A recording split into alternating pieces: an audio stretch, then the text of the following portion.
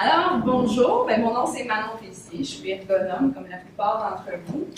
Avant de commencer, en fait, je vous dirais que je viens ici avec beaucoup d'humilité parce que quand Dominique m'a demandé, Manon, pourrais-tu nous présenter l'ergonomie, mais l'ergonome, en fait, quand on est consultant privé, je vous ai dit que j'avais un super grand malaise et je vous explique pourquoi. Parce que moi, en fait, ça fait seulement 1 an et demi que je suis consultante privée, ça fait pas tellement longtemps, parce que mon expérience, en fait, est surtout en tant qu'ergonome au public.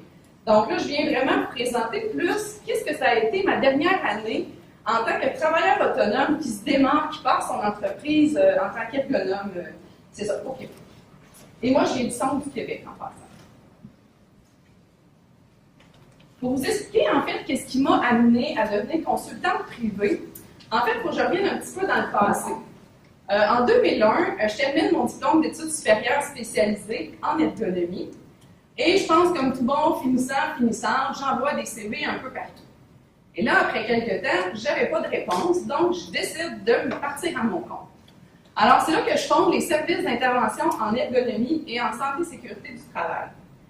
Et pour que je vous mentionne qu'à cette époque-là, c'était super facile pour moi parce que j'avais trouvé un fournisseur de mandats qui me fournissait pour 90% de mes mandats. Donc, pas besoin de faire de publicité, ça allait super bien. Sauf qu'après, je dirais 8 ou 10 mois, je reçois un appel d'un endroit où j'avais envoyé mon CV.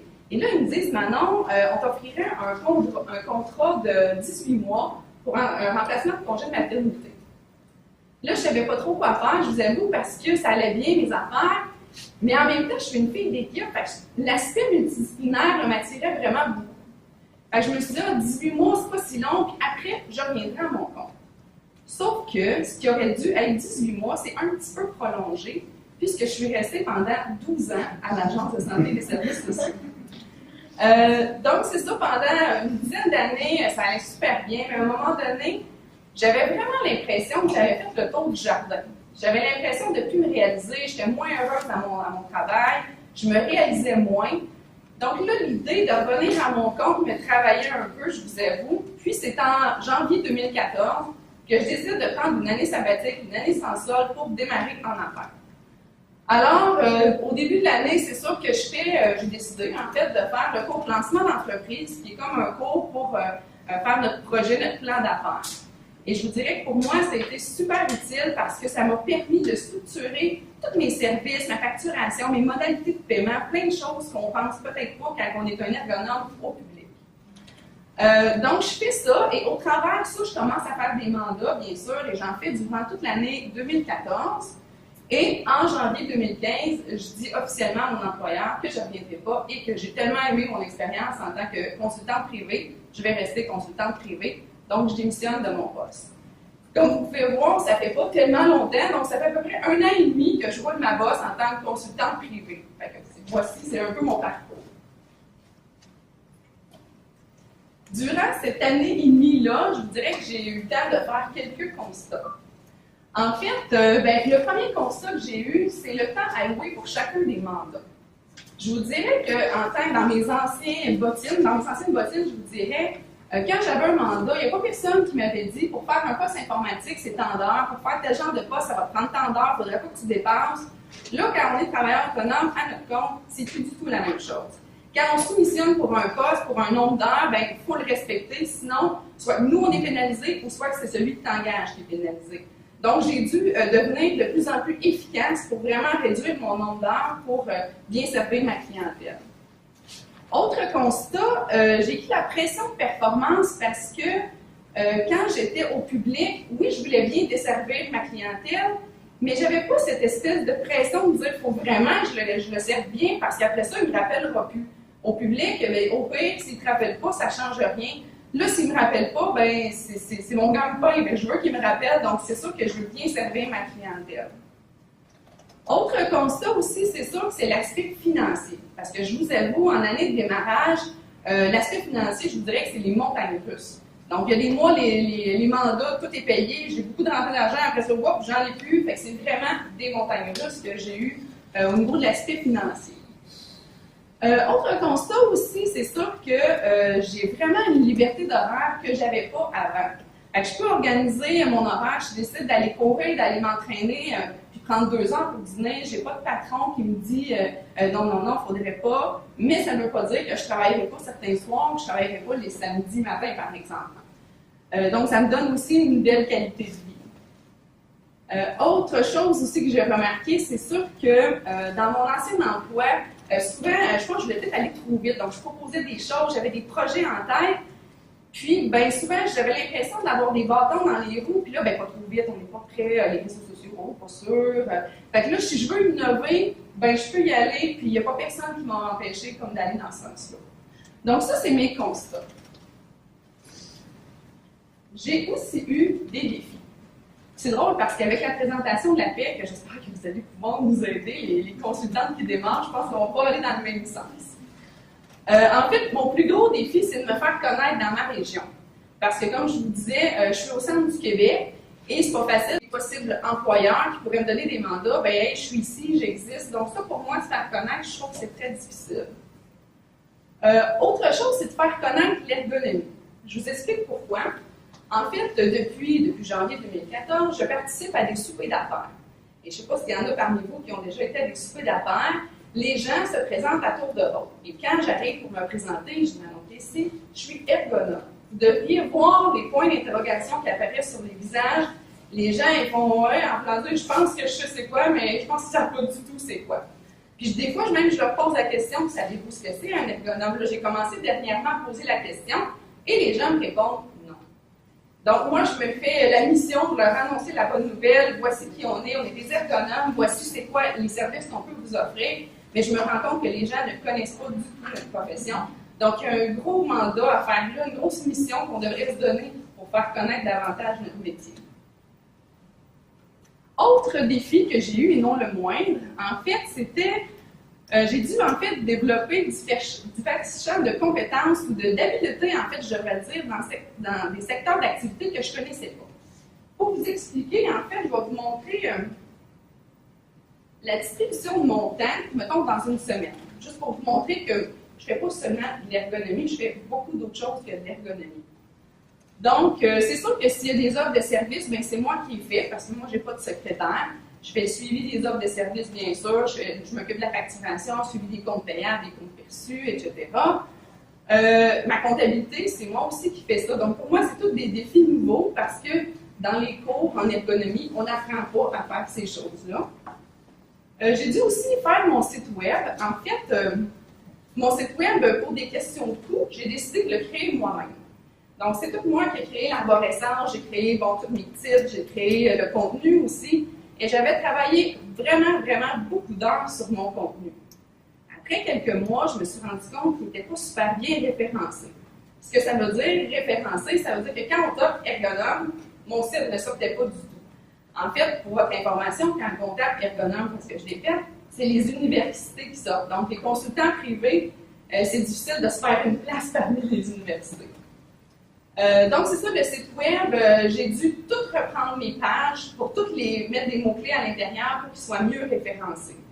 Donc, si j'ai un petit conseil à donner à l'association, c'est quand vous allez penser à créer vos pages, pensez tout de suite au référencement pour pas avoir à les refaire. Au niveau des réseaux sociaux, en fait, je dirais que ça, c'est mon défi de 2015, parce que j'ai commencé à être plus présente sur les réseaux sociaux, mais il faut que je vous dise, je suis nulle Facebook, j'ai bien de la misère avec tous les réseaux sociaux, donc je suis en apprentissage avec ça, mais je sais que c'est une voie qu'on pourrait utiliser les ergonomes pour vraiment faire la promotion de notre métier, parce qu'on peut rejoindre vraiment beaucoup de monde. Moi, j'ai fait quelques capsules dernièrement, là, puis c'est incroyable, les gens qui cliquent, puis j'aime, puis qui vont les voir, puis j'ai eu beaucoup de vues, en fait. Donc, je pense que ça serait une belle voie pour faire connaître notre métier. Ensuite, dans la distribution de mon temps, c'est sûr que je m'occupe de la publicité aussi. Comme je vous disais, je vais à des soupers d'affaires, donc je fais du réseautage, la chambre de commerce, famille sort, regroupement des femmes de carrière. Donc, j'essaie le plus possible d'être présente pour faire ma mission qui est de présenter c'est quoi notre métier d'ergonome. Et aussi, bien, je fais des mandats en ergonomie. Donc, vous voyez que je fais de l'ergonomie, mais je fais aussi beaucoup de tâches. C'est des tâches de gestion d'entreprise, en fait.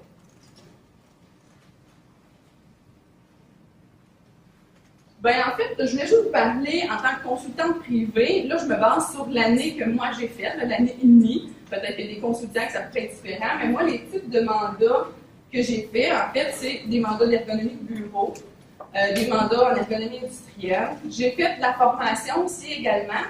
Par contre, dans mon étude de marché que j'avais faite, on me disait, vous allez donner de la formation surtout en ergonomie de bureau. Et moi, bizarrement, j'en ai pas donné. J'ai donné d'autres sortes de formations. C'est ce qui s'est passé dans la dernière année. Et j'ai fait aussi du retour au travail. Donc, évaluer les exigences physiques en adéquation avec les limitations fonctionnelles, ça, j'en ai fait également. Les types d'entreprises, en fait, moi, j'ai été un peu surprise parce que, justement, quand j'ai fait mon étude de marché, j'avais parlé avec des consultants au privé et on m'avait dit, tu vas voir, Manon, c'est plus de la grosse puis de la multinationale, ça va être vraiment là où ils vont t'embaucher. Et à ma grande surprise, moi, j'ai fait vraiment de toute taille, et là, je vous dis, c'est sur une année et demie, là. Oui, j'ai fait de la multinationale, mais j'ai fait des grosses entreprises, des PME aussi beaucoup. C'est sûr qu'au centre du Québec, on est un secteur avec beaucoup de PME, fait que peut-être que c'est pour ça que moi, j'ai couvert aussi beaucoup de PME. Mais tu sais, j'ai fait des hôpitaux, des cliniques de santé, des organismes publics. J'ai même fait des travailleurs autonomes, assez pour vous en parler. Fait que même la très, très petite entreprise, et je vous dirais qu'ils ont aussi beaucoup de besoins. Les travailleurs autonomes, c'est ceux qui sont les moins bien organisés.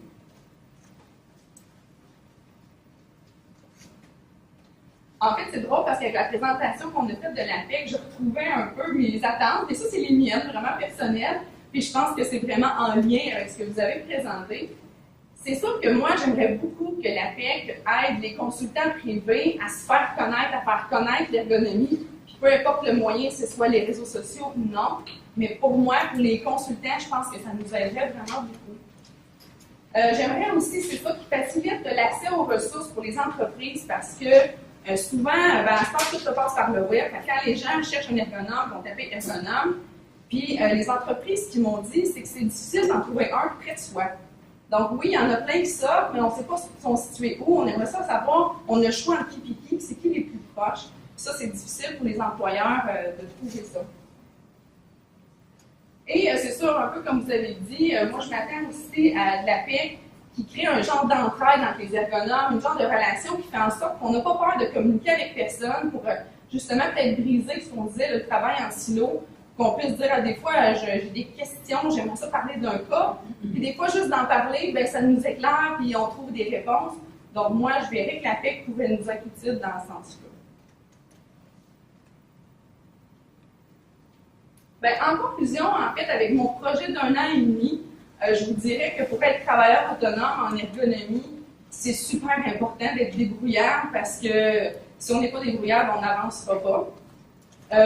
Moi, ce que j'ai trouvé difficile, c'est vraiment tout apprendre à faire les tâches connexes, parce qu'on apprend à être ergonome, mais on ne nous apprend pas à tout faire ce qui est à côté. Donc, j'ai dû vraiment me débrouiller là-dedans. Moi, ça, j'ai trouvé ça, c'est un beau défi et c'est pas long encore. Puis je vous dirais aussi, d'avoir un bon réseau de contacts, c'est important. Pas nécessairement d'avoir un réseau de contacts pour nous donner des mandats, mais plus pour nous soutenir dans notre organisation. Parce que, par exemple, moi, j'ai des questions en comptabilité, j'ai un ami comptable, j'ai un ami qui est expert marketing, mais maintenant, je me cherche un ami informatique. Si jamais vous connaissez quelqu'un, j'aimerais beaucoup ça. Mais ça nous aide beaucoup à continuer à avancer sans toujours avoir à défrayer pour avoir des gens qui nous donnent des conseils.